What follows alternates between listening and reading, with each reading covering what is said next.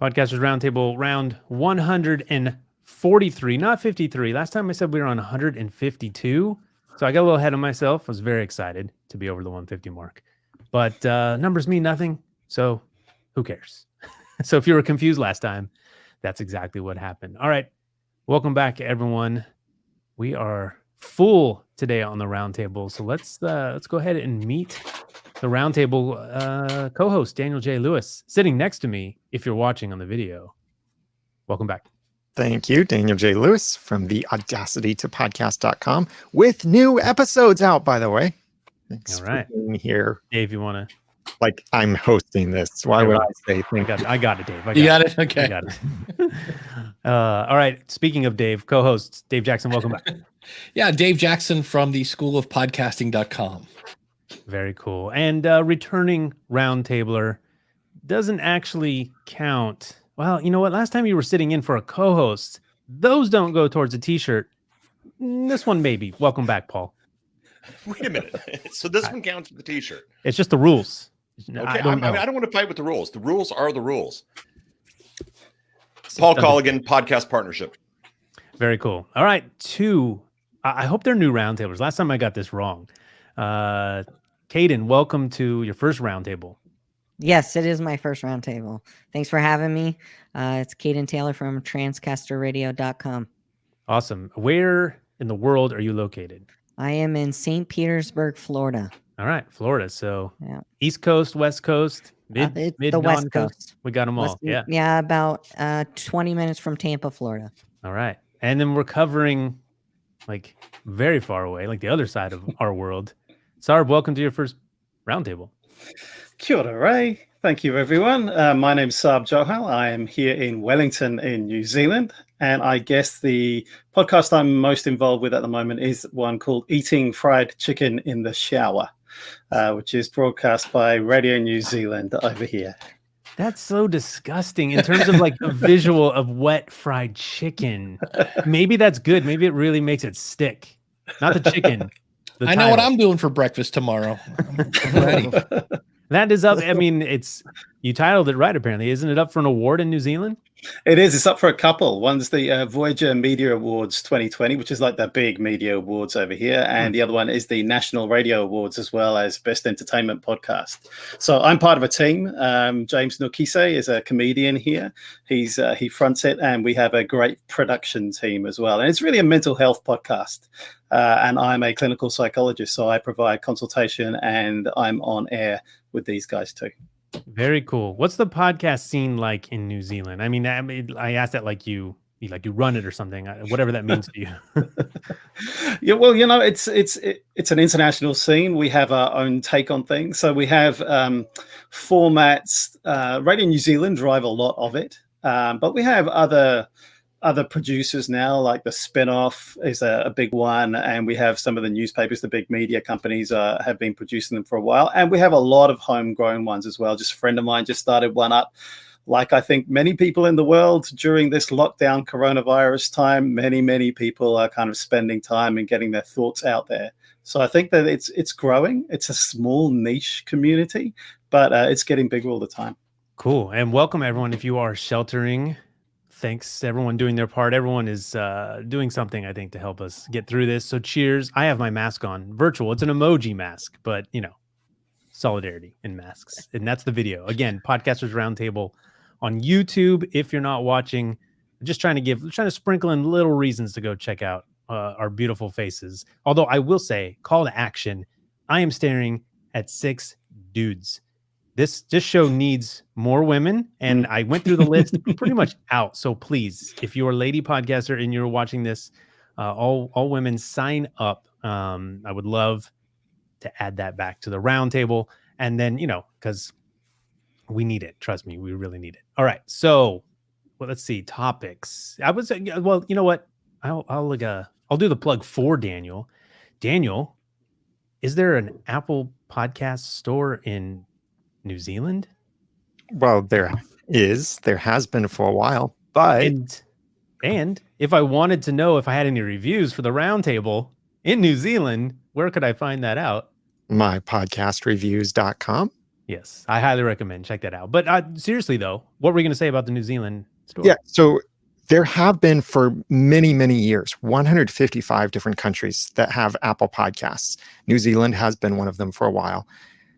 And just recently, along with when Apple reached the milestone of 1 million podcasts in their catalog, they also announced that Apple Podcasts is now available in 20 more countries. And most notably of these, and maybe the only one I remember from the list of 20, Iraq now has its own Apple Podcast store, along with the App Store, and some of the other Apple Media services are now available. So that brings us to 175 countries that have Apple Podcasts available. Awesome. And I guess we're not in all of them, right? You're not in all by default. Well, it's strange. It used to be that there were 17 countries that excluded explicit content. So, Mark Maron's podcast, for example, would not be in those countries. It seems that list is changing, maybe due to some politics in certain countries now allowing explicit content. But at the same time, I've noticed China has started removing a lot of podcasts from their catalog. Like last time I checked, the Audacity to Podcast was not available in China. And mine is a clean show. It has nothing whatsoever to do with politics or clean or explicit or anything like that. It just seems the great China firewall is cracking down on podcasts, and a lot of podcasts aren't in the Chinese store. Very interesting. All right. Well, Dave, have you checked all the stores to make sure that the School of Podcasting is available? I have not yet, but it's on, it's on the docket for the weekend. Make sure you get back. I want to party with you, big boy. You know what? Well, I had big plans. I was going to go to the basement, and I'm like, you know what would be more fun than that? Checking all 175 countries. So I have a little script that can.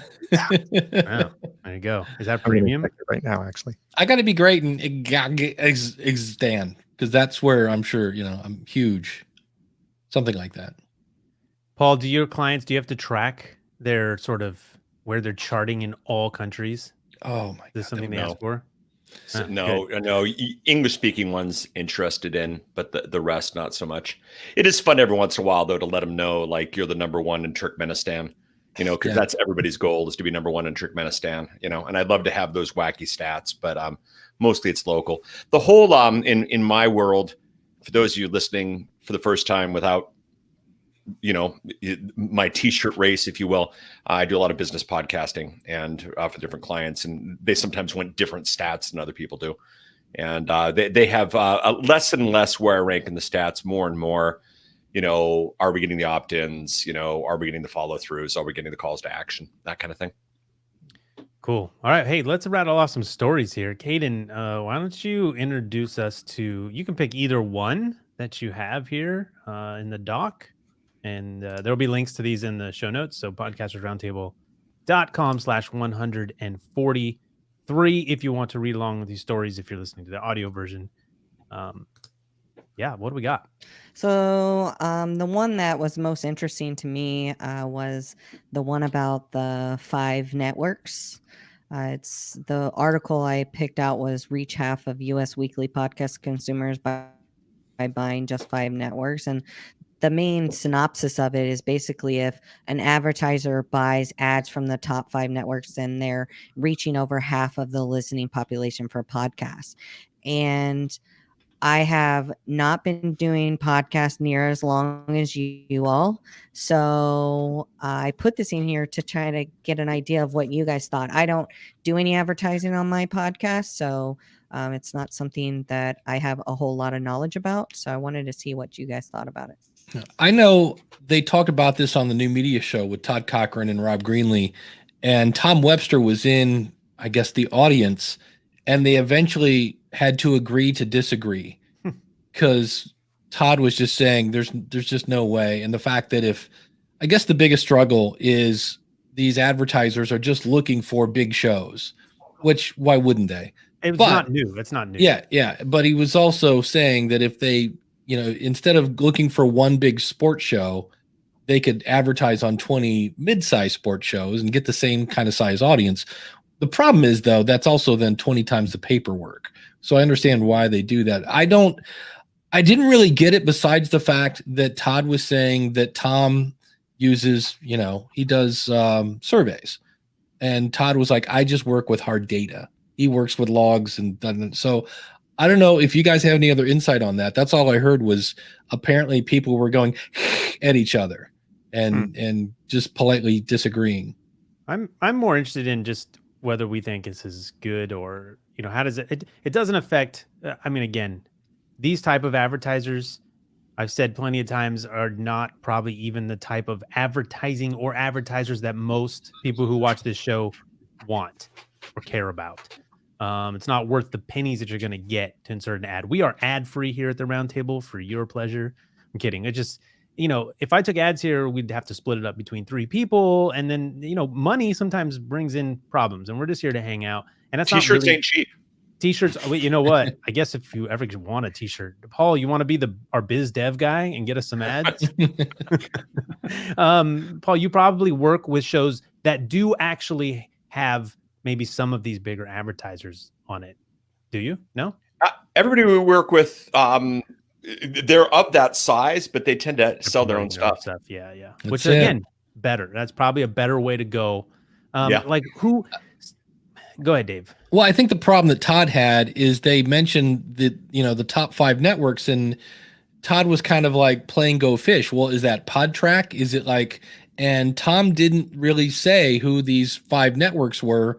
And they're kind of like, well, then we don't really know how valid this is.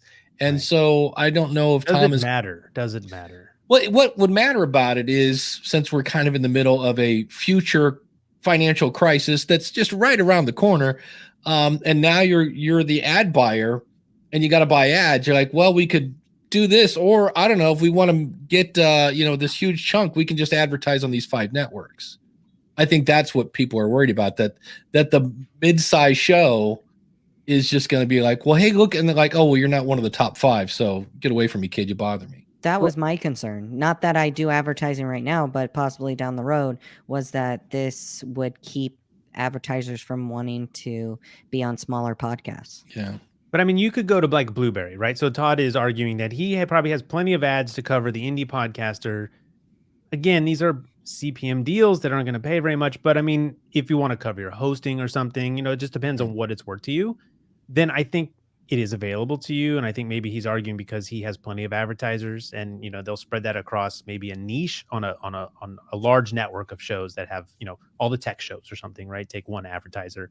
I don't think it locks you out from that. I also just question, is it the best way? Like, if your goal is to make money, is one of these sort of third-party ads, which are also that's going to share with the company that's running it for you, right? Like, if you were going to really have an advertising relationship, ultimately you'd reach out to that advertiser and establish that, right? Like, find something that your audience really would benefit from, taking out.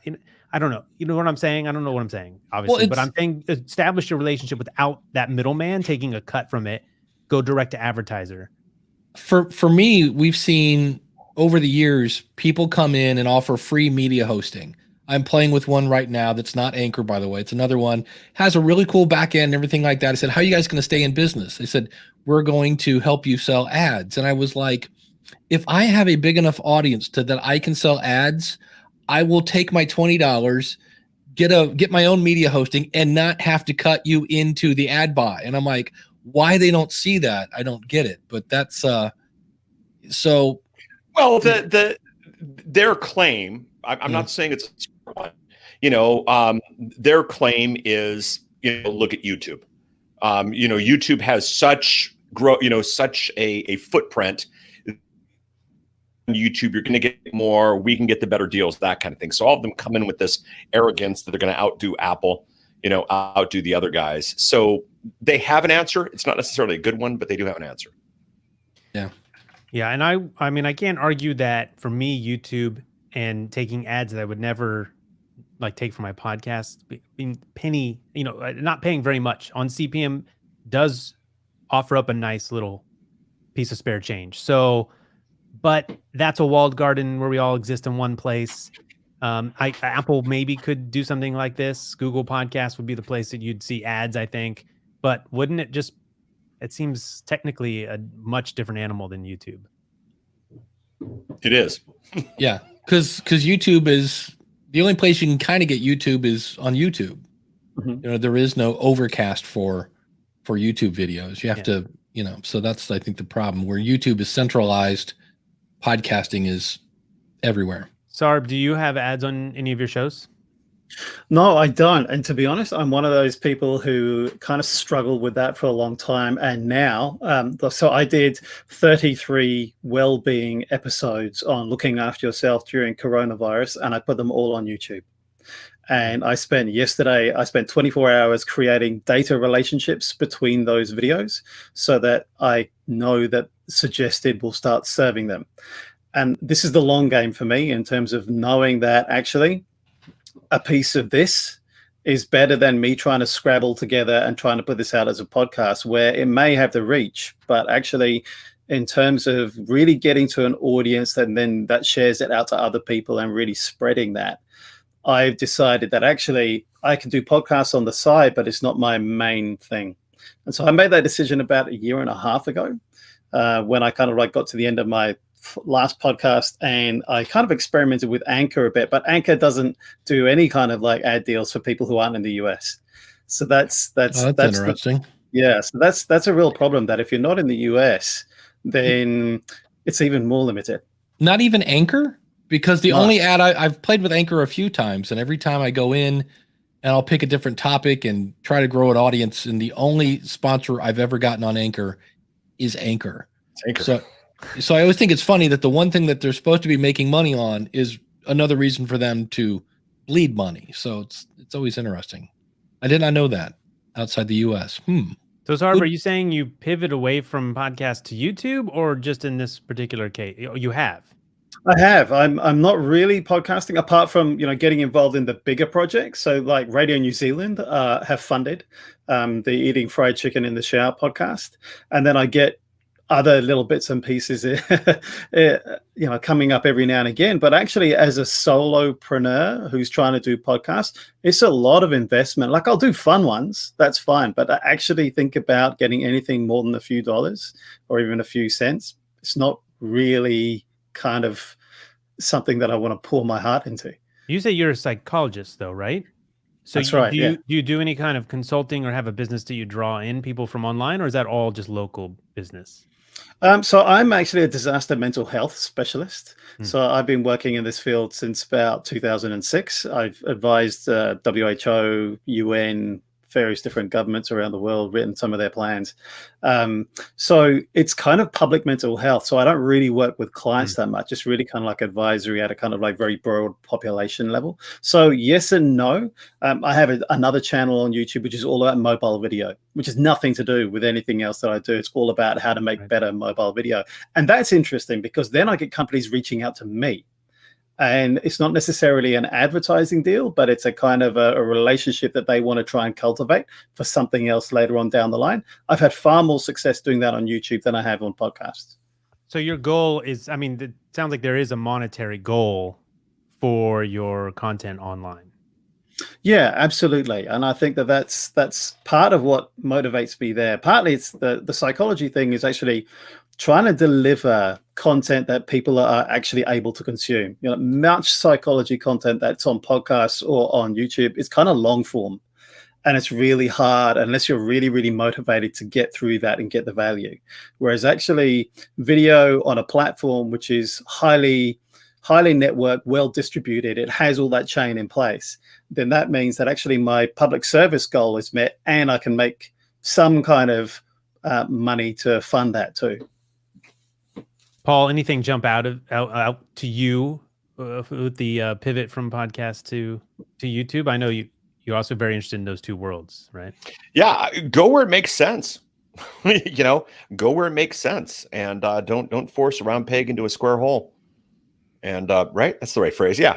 So, yeah, there are reasons. However, I do find people who will try to do a $50,000 YouTube strategy, compare it to a $200 podcast strategy, and not know why it got the same results. So, when you're doing your math, you have to truly compare. But yeah, man, whatever works. Awesome. All right. Hey, let's, anyone else want to dig anywhere deeper on that? Katie, did you have any more questions or follow up? And I like that you sort of, I came to it with some questions. That's very cool. Yeah. No, you guys answered it very well. Cool. All right. I feel like there's a lot there that we didn't crack into, but and anytime we even go near monetization in podcasts, we're in danger of spending the whole round on that. But we have rounds, so check that out, and we will always follow up on that one. Sarb, do you have? Let's see. You've got. We talked a little bit about COVID-19's impact on podcasting. You did say it was updated. So was there something else new that you wanted to add? I mean, pick the one you want. Actually, go ahead. Yeah, sure. Well, let's start with that one. And I just thought it was quite interesting in terms of the overall impact on listens. And they had a look in this article around the world, and they found that actually in those countries in Europe where the lockdown, where the sheltering, where the COVID-19 was having the biggest impact, you saw the biggest rise in listenership, which is kind of not surprising, right? Lots of people are staying at home. But in the US, I don't know. I am sort of surprising because of the lack of commuters. I think we've seen has also impacted the big drop in listening. So yeah, and that's what it said in the US. Absolutely, it went 20% down because of the lack of commuting. So it's interesting in terms of what's the behavior of people and how do they consume their podcasts, because it might be that actually the behavior in the US and how we consume and listen to podcasts is very, very different to Europeans. And I kind of guess it links back to what Caden was saying in terms of what are the advertisers, what's their understanding as to how their content is being consumed and where it's being consumed, and then that starts to alter how they target their advertising to these different markets. I just thought it was a really interesting piece of granularity that then starts to throw a bit of light on how people listen to their podcasts and whether this might be a bit of a break point, a bit of an inflection. Maybe this starts to change people's behavior in an interesting way. I think it definitely will modify. It's modifying everyone's behavior, and it might just shift it the way that you listen. I don't know. Anyone else hearing any stories or your own habits changing as your routine has changed? I am an avid podcast listener, and Nice. I was actually just telling my wife today that I am way behind on listening to my regular podcast. I have noticed that I've explored newer podcasts in the last 6 to 8 weeks, but I definitely am I drive for my primary job. I drive an hour to an hour and a half each way. So I listen to podcasts a lot in the car. And because I don't have that 2 to 3 hour drive time every day, 5 days a week, it's definitely reduced how much I listen to podcasts. Are you finding yourself having to choose between podcasts to listen to? Like you're like, I'm going to listen to this one more than, how are you prioritizing? Yeah, because I mean, I guess I have just as much time as I did before, but my life is altered in a lot of different ways. I'm working from home. Work now extends into, part of my home life. And so I do pick and choose what I want to listen to because I don't have as much listening time as I normally would by just being in the car, not being at home, having other things to do. Where being at home, I can work on the podcast or do something else. Where when I'm in the car, the only thing I can do is either listen to the radio, not listen to the radio, or listen to a podcast. So yeah, I'm a little pickier. Like if I used to not really care about what the title of the show said. If it was just something that I liked and I liked the host, then I listened. But now I'm paying more attention to what the title's saying, if it's worth my time right now to listen to it. Yeah, more cherry picking going on. Yeah. Which I feel like that's how a lot of interview podcasts get listened to. But I don't know. I don't know Or if the stats downloaded. or don't. Yeah.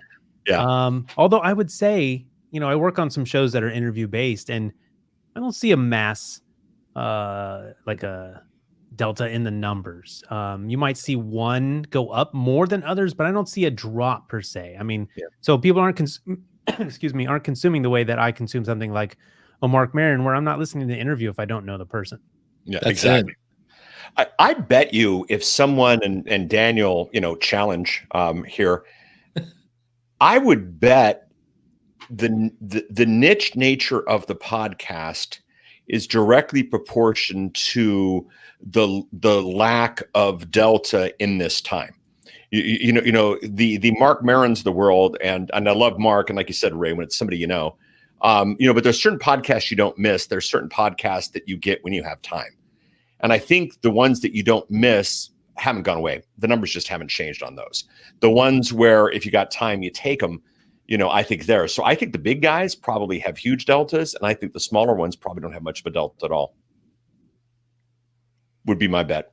I would think it's more category specific or more niche specific, not that it's niched, but what that niche is. Because a lot of people right now are not thinking about business or work as much. So I think a lot of those work-oriented podcasts, or the opposite, might be down. Yeah. I'm thinking a lot right now. I mean, how do I make more money? Entrepreneurship podcasts, but administrative project management is probably down. Yeah. So it's going to be different. But I think we are seeing, both from the podcast hosts and I think podcasters and casual polling are confirming that entertainment and spirituality podcasts, as well as news podcasts, are up almost across the board. Some other stuff I'm hearing is about the same, unaffected. I don't think it's that your niche. I think it's which niche are you serving? Okay. I think there's another thing that me and certainly asking around my friends, that there's almost a point where I've reached saturation point with a few topics and a few niches. I'm like, okay, so normally I listen to politics podcasts. Right now, I don't need any more of that in my life. So that's really gone down, and I've actually started diversifying. I'm actively looking. So that might mean that there's a little bit of increase for some of these listeners, but I'm spreading it thinner rather than perhaps beforehand. I'd have a kind of like an established route, an established number of channels that I kind of like listen to and download those podcasts. Whereas now I'm looking for different things that kind of like, I need something a bit lighter right now. I don't need this stuff. Yeah. That makes me think of just podcast audiences in general and your own podcast audience, how people are going to move in and out, right? Someone just emailed me yesterday, I think, and said that they had listened to the Roundtable and then they were returning. And my thought is, they probably started podcasting, stopped, and are coming back. So obviously, depending on your niche, right? In politics, maybe people burn out and they leave, but then you have at the same amount of people looking for stuff. There's people always leaving podcasting and getting into podcasting, which keeps our numbers fairly stable, I think.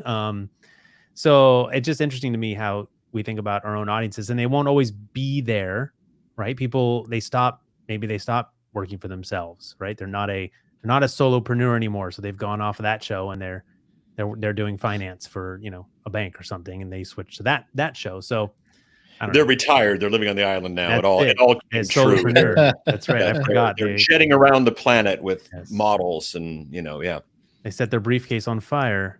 There we go. They're living on the island. Keywords matter here. All right. I saw one podcast do. I think they did it because of this time. It's the No Such Thing as a Fish podcast. It's a comedy podcast where they share interesting facts. I've been listening to it. What they did is they went back and released their first 50 and then I think first 100 total episodes that were previously excluded from their feed, like intentionally excluded from their feed. Why? I don't know why. I think because they were selling it. It's a premium thing. Yeah. But then during this time, they've opened that up. So all of those episodes are back there. So it's been like an extra gift to people like me who enjoy that show. And I listened to all of the episodes that were available in the RSS feed before then. But now that they've released this, I have 100 new episodes of one of my favorite podcasts to listen to. I just want to let everyone know I'm doing this right now. The first 15 episodes of the Roundtable, right? Boom, ready for you for free in the feed. Go listen to those. I just released them. And you get a podcast. Everyone gets a podcast. First 15 get them now. They will expire. Seriously, though, that is actually what I've been advising people. I've been saying to people, from a mental health point of view, and you've reached saturation with coronavirus and you don't want to hear the stuff, download stuff that doesn't have 2020 in it. And you're going to get a whole load of new stuff that perhaps you missed out on that's not going to have coronavirus talked about in it at all. That's a really good point. Because even if you watch like late night TV, every interview should just be called, "So what are you doing with your kids?" Because that's all they talk about. It's like they can't talk about what movie are you in or what. It's just like, so your kid's driving you nuts. How's homeschooling going? Well, I hate my nanny. It's like, all right, and then so I've just quit watching.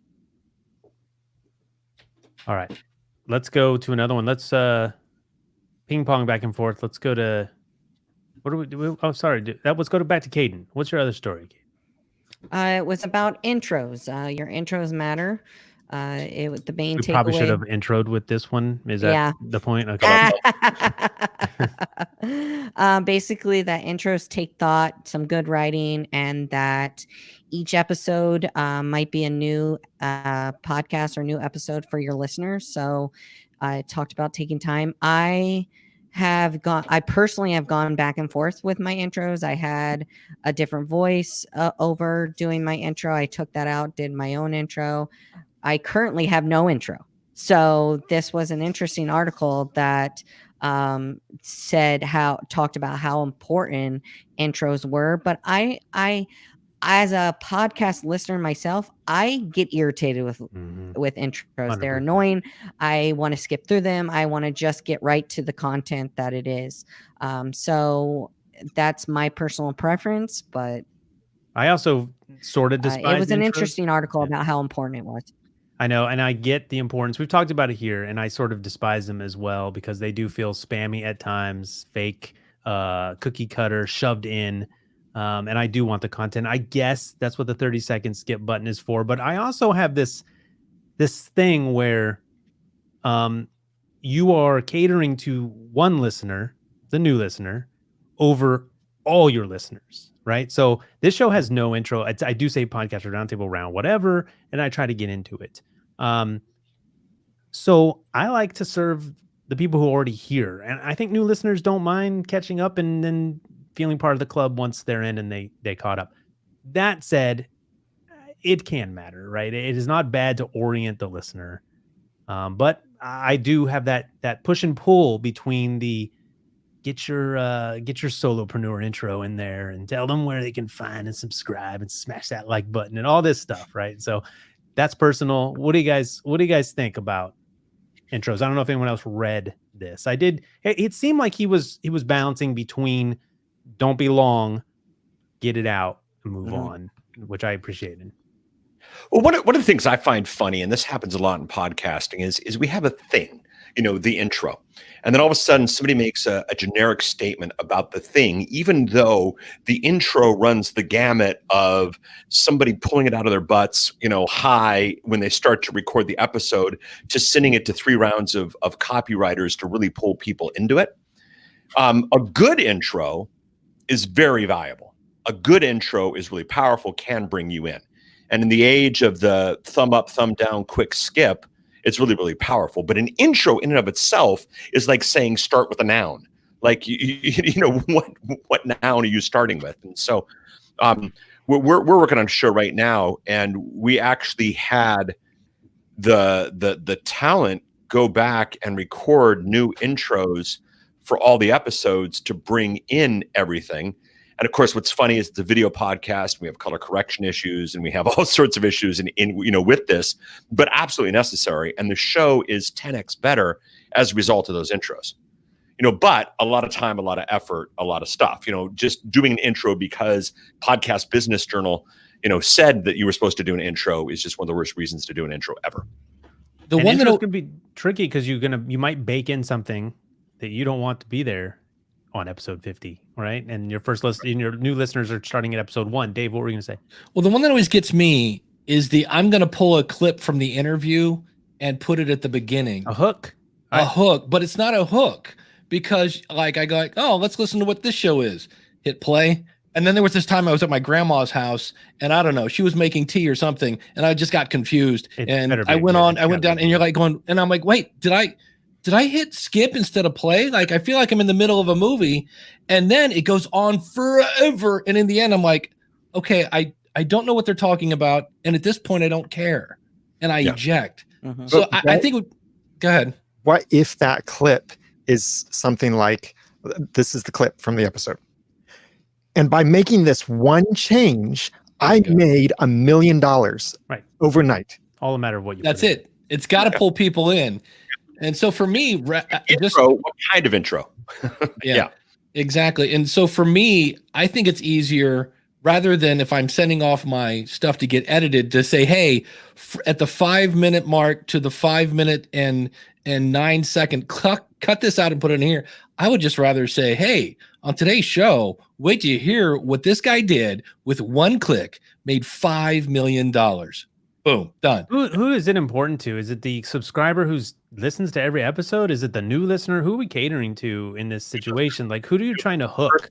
And what number is this, Ray? Of the 143? Yeah, so it's the person who starts the round, big Caden fan comes in, joins the round table at 143. You got to do something to bring them in. And I just don't know if they're going to stick. If they're that fickle, I just think they're not going to leave. I mean, they might listen to 143 and they're gone anyways. Without got to give them continuity. Without getting dirty, it's a little more foreplay. Because if you think about it, your show name got their attention. And you went, wow, that's pretty cool. Then your show titles are like, ooh, that looks pretty sexy. Now you hit play and you put some butter in their ears. And I'm like, wow, I'm almost, that's probably not the right thing to say. We have chicken in the shower and butter in your ears. Yeah. What is going on here? and if things get going and you've got a good interview, you've got a good topic, you're solving their problems, we're there. We have made it to the top of the mountain, and hopefully they're going to subscribe. All right. Sorry. Yeah. What do you think? I guess whilst you're talking, I'm thinking, for me, it's the difference between a canned intro and a highly crafted intro. So the canned intro is a really big turnoff, right? That, nobody wants to hear that. The crafted intro, and I was just thinking now, I tell you who does it really well, who I listen to a lot, and that's The Daily. So The Daily does, often they'll start with, they'll just drop the middle of a phone call. And you're just hearing one side of the phone call, and you'll just hear Michael Barbaro going, or something like that. And then it just cuts straight into the very, very tight little intro, which is like 3-4 seconds long, which is the canned bit. Right. Okay, so they've got the combination of the canned, so it's just like an identifier, so you know where you are. This is the thing that you're expecting, and the highly crafted hook, like you were saying, Dave, is the drop. It's the thing that just draws you in. That for me is a good intro. It's crafting, it's tailoring. Yeah. And with a podcast too, like, we're not the radio. Like, we didn't just stumble upon it by accident. I know where I am, right? Like, how much do I need to tell you, especially in the beginning? Like, I think you have to be careful not to put stuff in the beginning that could be much better served at the end. Right. Maybe a call to storytelling is what you're saying. Yeah. Yeah. Mm-hmm. Yeah. My favorite, another one that I get, but when you lead off the show with, hey, thanks so very much for joining. If you're new, I'd like to start off the show by reading about how great I am. I've got 4 brand new podcast reviews, which I got from my podcast reviews, of course, but I'm going to read these now right up front before I get to the really important interview that you clicked on because it's in the title. And I always say reviews are great. I always like to get reviews and see if people like or hate me in that whole 9 yards. But to me, I'm like, that's like, I don't know. To me, I try to put whatever's in the title should be like the first thing, because that's what made people click. And that's what drives me nuts. I'm like, I had a guy the other day had Justin Bieber's psychiatrist on, and I was listening some more. And in 5 minutes, he did 2 commercials. And that's when I went, and we're done. Exactly. I mean, it's not a show you're going to, it's not a well-run show, but is there, and I truly is a question, I don't mean this rhetorically, is there a future for us where Spotify recommended playlists, Pandora finally turns on this engine that they've been threatening to turn on for the last 3 or 4 years? Is there a future where people will stumble on our podcast without the title, without the being a big fan of Caden, without clicking play because they want to hear the interview, but it actually just pops up on the speaker? Is that coming? I think it is, but how big will the audience be for that? And what will those shows be that will be recommended? Because what these companies are going to do is they're going to prioritize the top shows. Just like most of the time when you're looking in Netflix, Amazon Prime, or whatever, and you finish a show or a movie and you're wondering what is something else you can watch, you want to see high quality stuff after that. So you don't want to jump from, Stranger Things to some kid doing some home video. You want something else high quality. So I think if that kind of automated the radio style, if that comes to podcasting, which is a really big if, I think it's only going to work in certain categories, and it's only going to help those bigger podcasters. I could see it working in comedy. For example, someone just wants to listen to comedy back to back to back, because comedy is usually unique. So you could jump from many different podcasts and have a completely different experience. I don't think people want that with news, because if you jump from news podcast to news podcast to news podcast, they're all going to be talking about the same things. I think this works very well already. It's called YouTube, and it works for every category. And they know you amazingly well. Yeah, the new stat is 75% of all views at YouTube are recommended. I've ranted many times. I absolutely discover so many more new creators on YouTube than I ever discover new podcasts, ever. YouTube is so good at this. Of course, they have a walled garden, but Apple could do this. Wherever you listen to your podcast, they could do this. And Paul, I think to your point that it is coming, it'll involve bots, and they'll use this sort of transcription software to clip something that the bot thinks is interesting. It's our hook. It's the tease. It'll drop you in at the moment. It might be related to your search, all this stuff. I don't know if it's good. I don't want it, but I just say that now because I don't think podcasts are easy to sample, right? And YouTube, it's thumbnail driven, right? And maybe your podcast player has a good thumbnail. Let's use the example of Dave.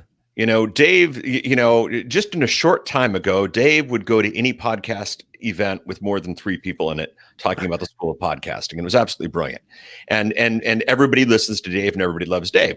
When Dave is over, there is no superstar Mark Maron podcast about podcasting for people to recommend Dave to. They're going to, it's either going to be Daniel's show. It's either going to be the Roundtable. It's certainly not going to be Podcast Report with its success rate lately. There is no big, massive show to recommend someone at the end of Dave's show. So, if you are doing a straight comedy or a straight, entrepreneur solo on fire, today kind of thing, there's going to be a lot there. But when you get niche, why wouldn't they recommend? I mean, if they're watching that, if they're watching that you listen almost exclusively to podcasts about weird tax law, and all of a sudden a new podcast pops up about weird tax law that you don't know about, who hasn't hired someone to spam you with requests to be on the show, wouldn't it be smart for them to hand you over a weird tax law podcast? Because I mean, Spotify, if I'm listening to They Might Be Giants, and then they send me over to, some alt rock band, they got to pay the alt rock band, but if I'm listening to Dave and they send me over to Daniel, they don't have to pay for that. And so it's more to their benefit to do that anyway. Yeah. They're going to listen to Dave, an episode that Dave did on how to title a podcast. And then they're going to find that I also have an episode on how to title a podcast. And I've always said that there's always room for a new hit song, meaning you have the space. If there is another podcast that serves your interest, right, you generally go to that. Like a lot of people listen to podcasts about podcasting, listen to all the podcasts about podcasting. Well, let's workshop that. Dave was at the international, cow sculpting podcast event in Nebraska, and they hear about Dave and they listen to Dave's episode about titling a podcast. And they, wow, I just learned that. Then the server serves your episode on that, Ray, automatically because they're driving, that kind of thing. Does that episode serve the desire to subscribe to you, or does that episode serve just that piece of content? I mean, this is where I think the intro can come into play here. You know, the intro can bring you part of the family. What is it that they Dan Franks and Merlin Mann, they always say, you know, they come for the content, they stay for the voice. You know, is the intro the means whereby which to establish the voice, so they've got the deciding of whether or not they're getting out of there? I don't think the intro matters in this case, because if you found a relevant topic, you're going to listen to that topic, and then you're going to decide when that person puts their voice through a microphone and presents it to you, I'm staying or I'm not. You got it. Don't eliminate the anchor factor, because I turned on a podcast once, and the woman was walking down the street with her phone. Probably it sounded like about a foot away. Lots of wind, so everything was, you know, and then horns beeping, and you could barely hear her. And it wasn't what she said. It's the fact that I was like, wait, what? Well, that's different. I mean, that's part of it. That's what I'm saying. They will experience you through that recommendation, and their experience will determine if they're going to subscribe or not. Now, I also think this is all ad driven too, right? Like, they're going to pass you to a show, another tax show, because they have tax ads, right? Like, I mean, like it's all connected. Like, they are going to pass it. They're not going to care that it's niche to niche if they have ads to serve against that niche, right? Like, and we're kind of there. I mean, this isn't new, but if I share my screen here real quick, because I'm still on a PC, I looked up the Podcast Accelerator with my buddy Mark Asquith from Rebel Base Media, and at the bottom of the screen, it says, if you like this, you'll like Evo Terra. You'll like the single best system I've ever seen, and it has been here since Apple Podcasts has been around. iTunes. Dave is on desktop iTunes. No one uses this, but it is still the best. It does this in the app though too, right, Daniel? Right. But it's hard to see. It doesn't. You can't see it, people. Apple, come on, man. Yeah. In the app, even now in your subscription library in Apple Podcasts, if you're already subscribed to a podcast, go down to the very bottom of that podcast from your subscription library, and you'll see the related podcasts. But what I think that a concept that we're all talking about here is context, that podcasting has a different kind of context to it.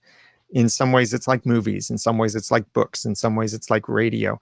Yeah, you don't stumble upon a podcast. Even if there was something like this kind of thing that automatically promoted a related podcast you might like, I think a way that they could make it far more effective is not to simply jump you to the next episode unless you've specifically chosen a playlist of a kind of podcast, like comedy podcast, for example. But I think what they could use is trailers for the podcasts. And those can be the introductions, not the introduction in the episode, but the trailer, because then the trailer can say, coming up next, listen to an award-winning and Hall of Fame podcaster, Dave Jackson, helping you to start your podcast. And then it goes into whatever the next episode is. I think certain things like that can be done more intelligently, so that if they did some kind of stumble upon approach to this, that it wouldn't break the experience, or that the user would have the option to jump to that next thing, or they could continue listening to what they were listening to then. Like on Netflix, Amazon Prime, all of these places, if you're halfway through the season of a particular show, it's not going to suggest a different show to you. It has that button, click here to jump to the next episode. It's at the end of the series that then it suggests other shows you might like. Yeah, and the trailer idea is good because it makes a podcast more sampleable, whatever the word that is. But also, then I don't have to do an intro. I've got a trailer, man. You want to know? Here's the trailer. I'm kidding, but and to go back to Daniel's point, when you're on an episode on Netflix and you say skip the outro, you'll notice it also skips the intro of the next episode and goes right to the meat and potatoes. So anytime somebody says, how long should my episode intro be? I'm like, well, let's look at Netflix. Make it short, because apparently people don't like these after a while. Sorry, be sitting like he's in deep thought. Yeah. No, I was just thinking about what you guys are saying, and I was just thinking, I don't know, what have I learned about YouTube that's kind of like applicable here? So I think one of the big differences is that when you're listening to a podcast, you're kind of quite linear. Okay, you kind of have to go from one to the next one to the next one, right? Whereas if you're presented with like a home screen, so it's not just the thumbnails, but the thumbnails also have this kind of like built-in trailer. You roll your mouse over a thumbnail and you see the trailer. You see like, 1-2 seconds of the highlight that YouTube has identified through Google Brain as to where the action is. Okay, and that's what you see straight away. So you can make a decision very quickly. And then according to where your mouse has gone, then YouTube also knows what it is that you're kind of like interested in, and then builds that into the algorithm as to what it might present to you in that suggested column. So one of the things also that it doesn't care these days as to whether you're subscribed to that channel or not. It only goes on the behavior on what you've listened to in the past. Right. So it's really interesting at the bottom there that you just put up there, Dave. It says, listeners like you have also subscribed to these shows. I think the next then iteration will be listeners have also listened to these podcasts. Maybe they didn't care enough for the whole thing to subscribe to it, but they found this episode interesting. So really having the micro recommendation rather than the big sort of like, oh, this is a series you might find interesting. What's the one thing that's the link between what you just listened to and what you might find really compelling now? The extra challenge in podcasting is that people aren't looking at anything a lot of the time. Right. Exactly. They're missing the context. On YouTube, you see that thumbnail, you see the title of that next video. Yeah. So I want to see this next thing, or I want when you get all of the other recommended videos at the end of the video, you can see the thumbnails, maybe see the titles. So you see that context. So you are making a decision, even if it's not so conscious of a decision. Whereas with podcast, you don't have that context. Mm-hmm. Yeah, this week on the YouTubers Roundtable. Yeah, exactly. There was let's see, Eric in the chat said, really need a new show, Ray, YouTubers Roundtable. And I agree with that because I'm also a YouTuber and I'm as fascinated by YouTube as I am podcasting. They're very different. Each can learn lessons from the other. So we work it in here, right? Can I throw it on the YouTube podcast? We're 52 minutes in. So. What was that? We're 52 minutes in, so anyone who's here is still here for a reason, and we can pretty much say anything we want. So I was chatting with a YouTube strategist, hotshot. I don't know if I'm allowed to say his name, but Paul Colligan? No, Okay. did not come from me. His specialty was it still is taking groups of catalogs, inventories, et cetera, of media, and making really established YouTube channels out of them. He's worked with some really, really big names.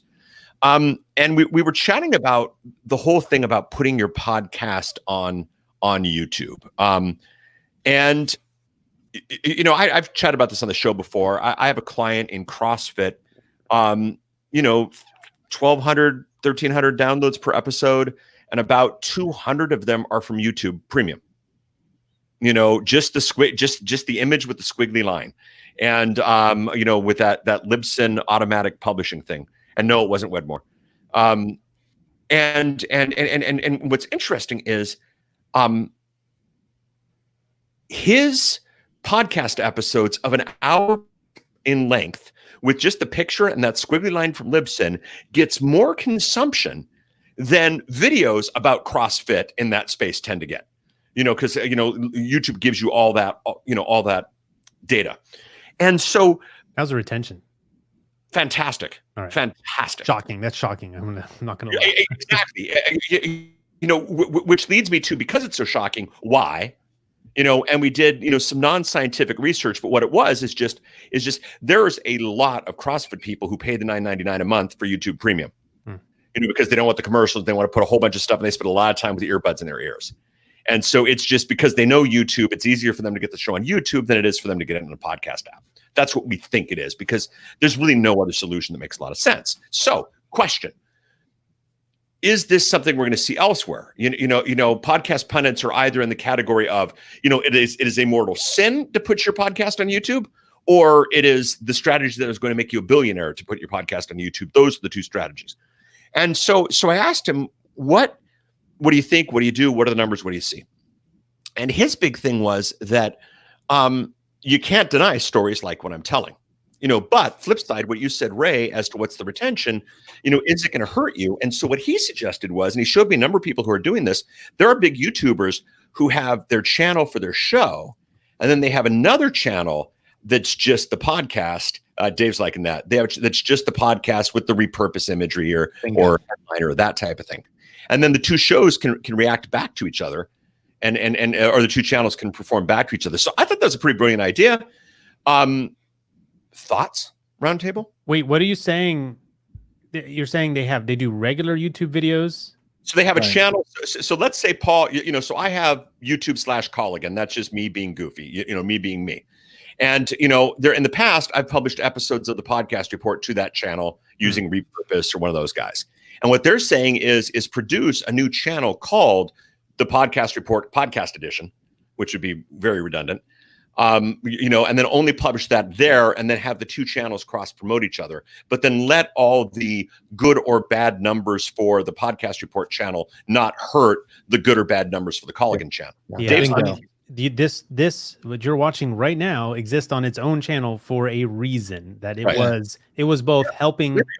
This used to be on my YouTube channel /Ray Ortega YouTube, and it was doing great for this show, not great for my channel, right? So we moved it off to its own channel, Podcast Roundtable, where it's just where it belongs anyways, because it's just everything Roundtable.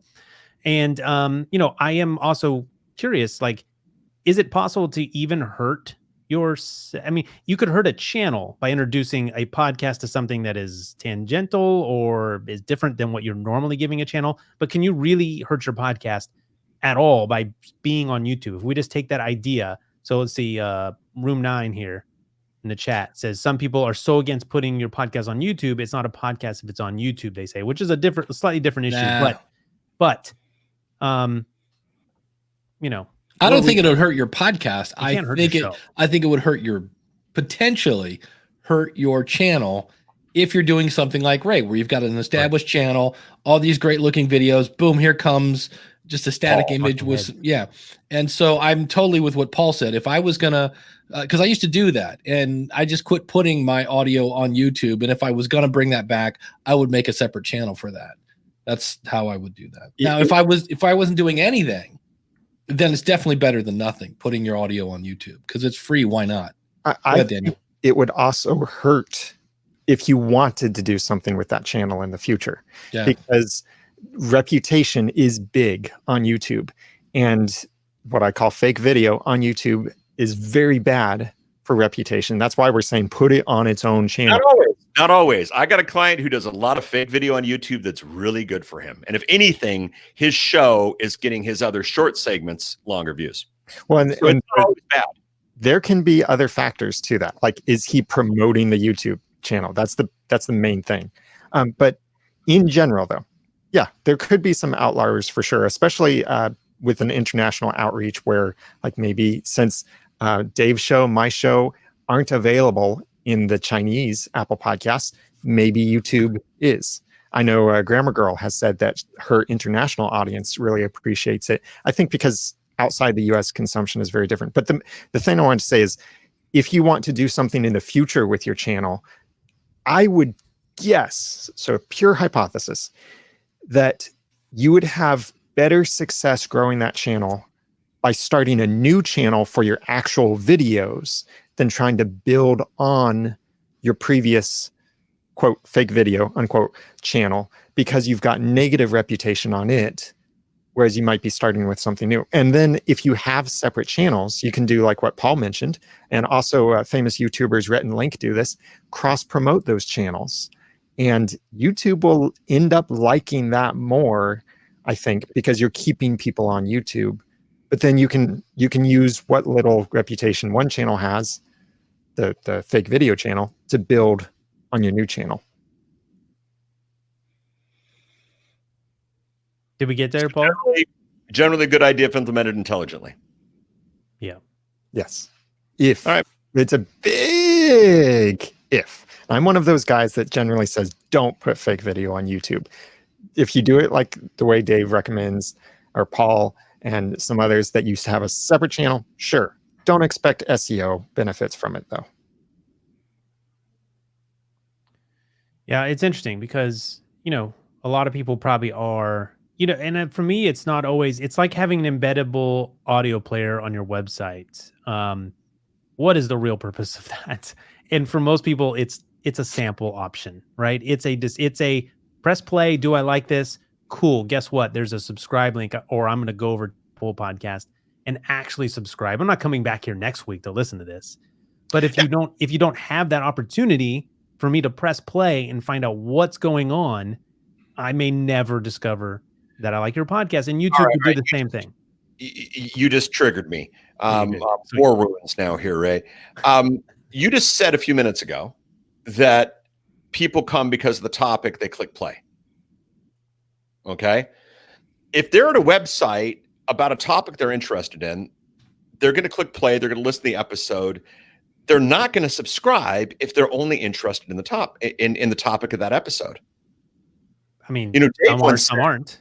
Some are, some aren't. Well, right. So is there, but this idea that they're going to play for 10 seconds and then go, oh, this is good, and then open up the podcast app and subscribe to it. I don't necessarily mean for that episode. I'm saying I found something here that I like. Now I want to continue. I listened to the whole episode on how to title my podcast on Dave's website. And that now I'm going to add him to my podcast app. I'm not going to come back to the stupid website every week. Right. But if I got to his article and never had the ability to, I'm equating embed players to what is probably happening a lot on YouTube, where people are discovering the fact that there is a podcast in this niche. And even if they're not staying on YouTube to watch, they at least know it exists as a podcast now. And I'm talking about as a discovery sort of mechanism here, that by being on YouTube, you are unsurfacing the fact that, oh, I didn't know, I only consume YouTube. I had no idea there was another podcast. Maybe I don't even listen to podcasts. Now I do. And I'm talking pure discovery here. I'm saying you could be helping your show by being on YouTube, because people who only consume there, they only watch surfing videos, man. Turns out they didn't even have an idea there was a whole niche of surfing podcasts. They found yours, and now they do. Podcast listener. I'm talking about what being on YouTube versus not being on YouTube if you're a podcaster. That's what I'm talking about. Same for Google and embed players. If I find you on Google, I was searching surfboards, and I came across a podcast website. If I can never actually, I'm not gonna sample your show by going to Apple Podcasts. You better have an embed player.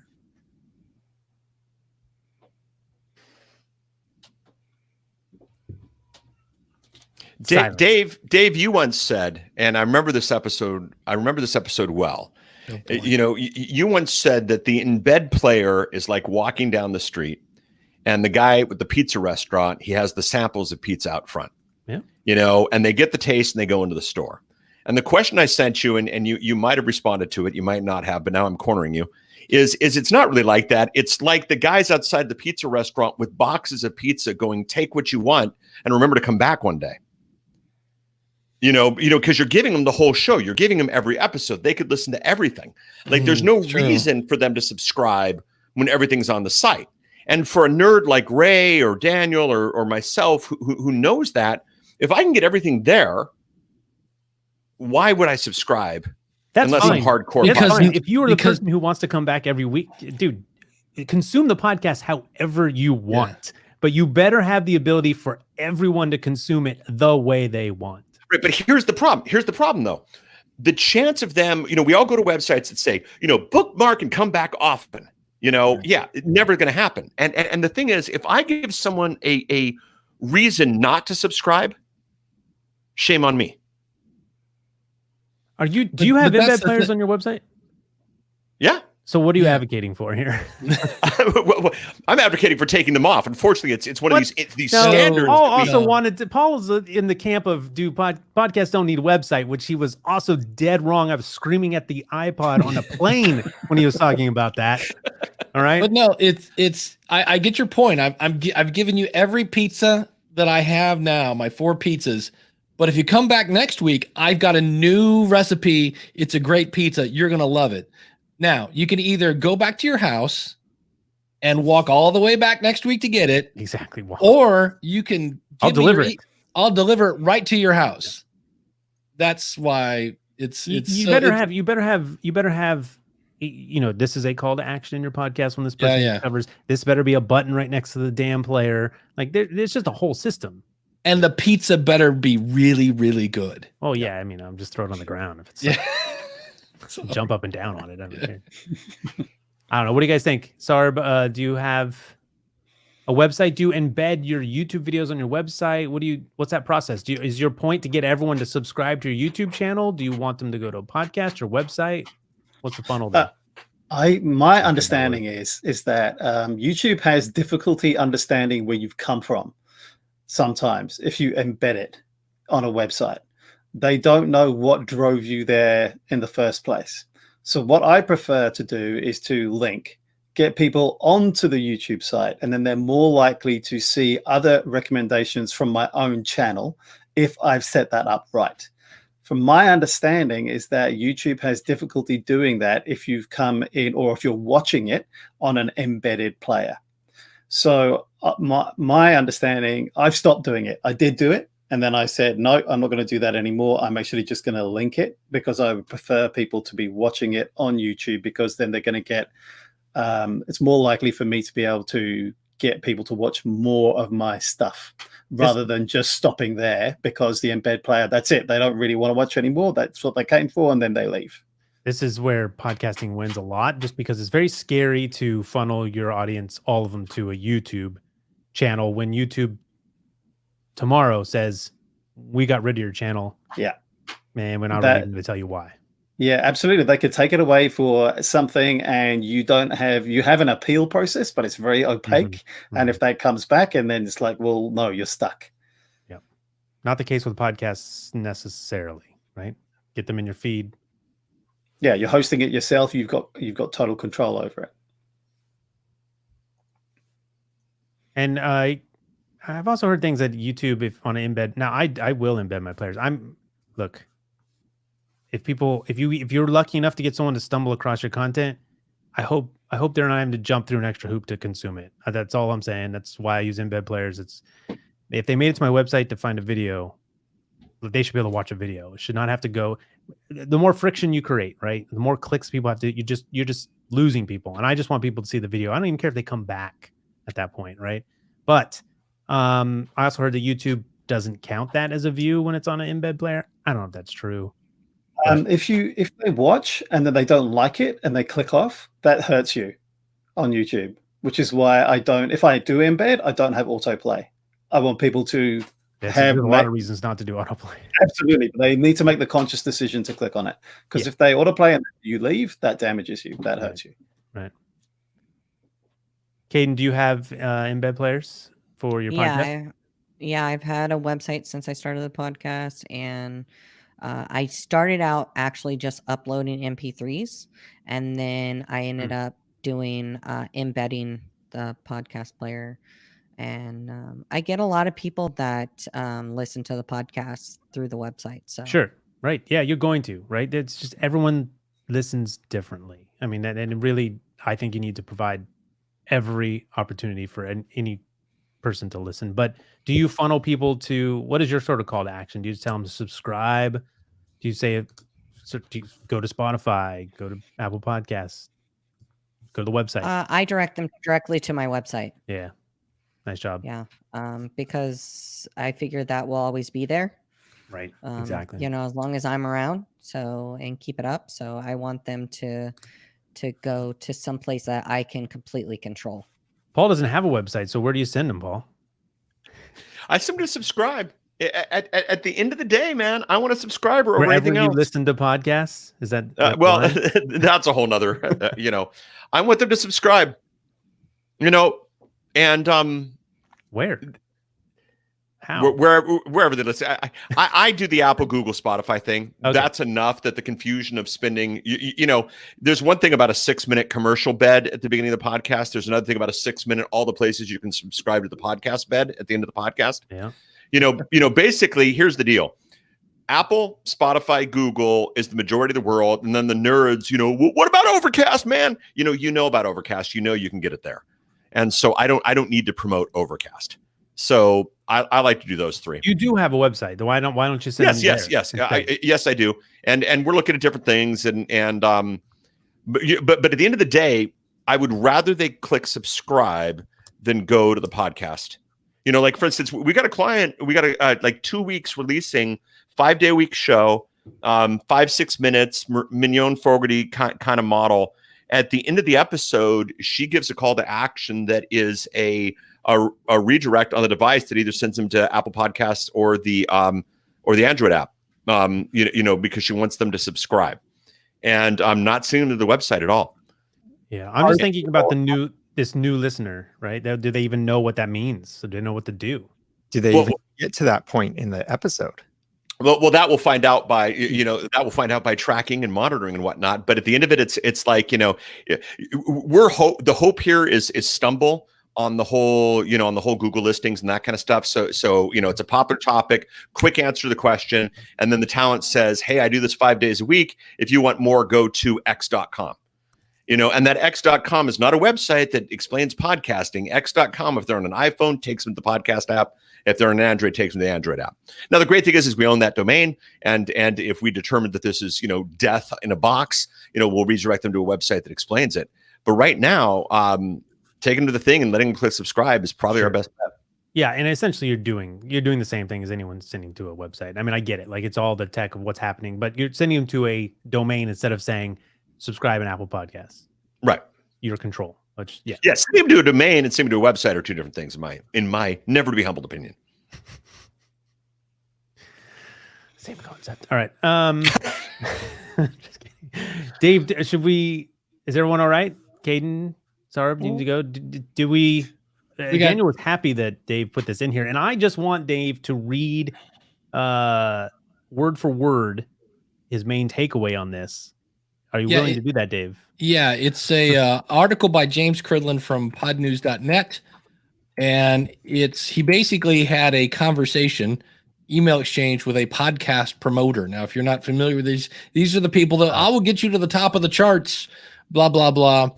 And then he opens up one paragraph that simply says, American hucksters spending vain cash to see their vain, stupid faces at the top of vain, stupid, pointless charts. And I was like, that's pretty much it. And it's a really interesting read. I'll put a link in the chat here, because it just goes on to kind of ask the question, not so much let's talk about how evil the people are that are offering the service, but let's look at the idiots that are buying this service. And that's the part I really liked about it. And then he ever so politely points out how, like, the promoter, he was calling him Gary, but through his discussion, he sees that every time this guy works with a different person, he uses a different name, which again kind of points out that this guy's a little slimy. So it's just a really well-written article. And if you've ever thought of doing this, don't, because the other side of the story that I've heard is that when you go, hey, we're done, we're at number 1, they go, no, you got to keep using our service. And they're like, no, we're good. And they're like, well, otherwise we're going to put a bunch of 1-star reviews on your show. And they're like, well, that's not very nice, Mr. Cheater. It's like, wait, did you expect the cheater to have morals? I'm like, of course they're going to turn around and they've got you now. What are you going to do? So that's and then, you mentioned that the people who buying this service are also these are the people that are the hucksters spending cash to see their vain, stupid faces at the top of vain, stupid, pointless charts, right? Because I'm imagining a lot of people are just getting tricked, right? People are thinking, I want my podcast to do well. And this is the people who are being held hostage by they're being threatened with 1-star reviews. And it seems like you go to Apple. It's not always the podcast host making these decisions either. Without revealing anyone's identity, I was helping someone, a customer of my podcast reviews, who had just signed up for the service, said, I know I have more reviews than this. Why don't I see them yet in the app? And so we looked into that, and I saw that, okay, they signed up on Monday. Tuesday, they got 500 new reviews, and their podcast hadn't refreshed yet. So I helped them understand the refresh schedule. But then I also said, can I just be honest with you here and give you some helpful feedback? I noticed all of these reviews are from 2 countries. One of them, the United States, of course. The other one, The Philippines. Why have hundreds of reviews from the Philippines? And I think one reason is you can't so easily change your podcast app on iPhone to a different country as you used to be able to do on iTunes on the computer. But so I pointed this out to this person and laid it out saying, I think that either you received some bad advice or you're doing something here. I highly recommend you consider stopping doing this because this can hurt you. And the podcaster responded, and I was communicating directly with the podcaster. He was very grateful. And he said, this was someone on my team saw that this was an opportunity. I don't know if he was just shifting blame, but I want to believe that It's possible. Yeah. it was just someone on his team thought, oh, look, on Fiverr, I can find someone who can promote my podcast, #1 in Apple Podcasts, iTunes, for only $5. Yeah, this would be great. My boss would love me for this. I think it's people getting tricked, people not knowing what they're actually doing and that it's illegitimate. So it's not all idiots that are using these services. You're split. You're split That's a good between people point. trying to scam it and, I mean, get to the top cheap way, and then people just being tricked. If it's too good to be true, it's probably too good to be true. And I just got a new client this week, and half the stuff I'm cleaning up is, and I'm going to cast a wide net. I have a gig on Fiverr, but she got a lot of really bad advice from Fiverr that now has her show listed 3 times in Apple Podcasts. It's a mess. And she's like, well, I hired this guy from Fiverr. And I was like, yeah, there are times when you don't want to go for the lowest common denominator. Sometimes you kind of get what you pay for. I would say if you're this deep in the roundtable and you're still thinking about starting a podcast and you see this stuff, ask us, right? Daniel, Dave, myself are all very available. The DMs are open, at least for me, and emails for everyone. So ask. If you're confused or wondering, just ask. That's what we're here for.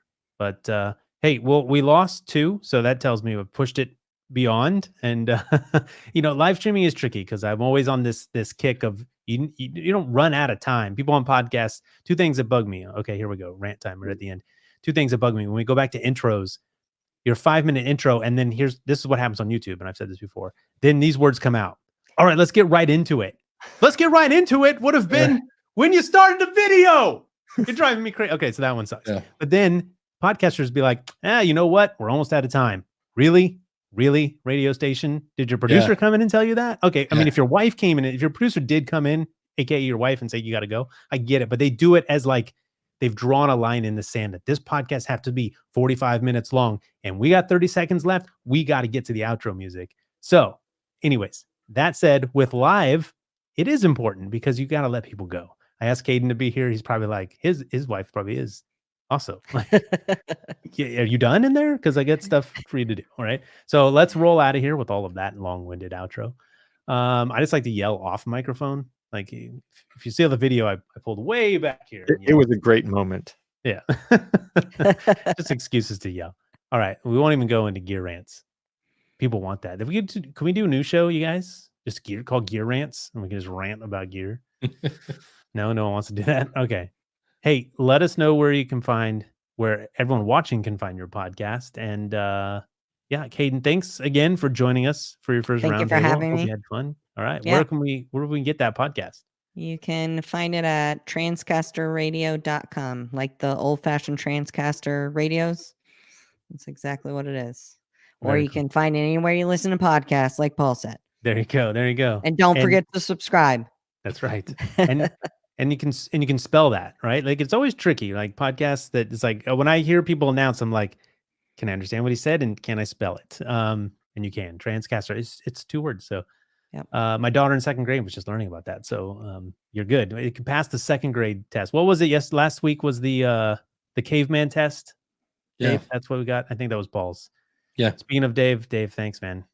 Yeah, Dave Jackson, thanks for having me. Always fun hanging out, talking podcasting. You can find me at schoolofpodcasting.com.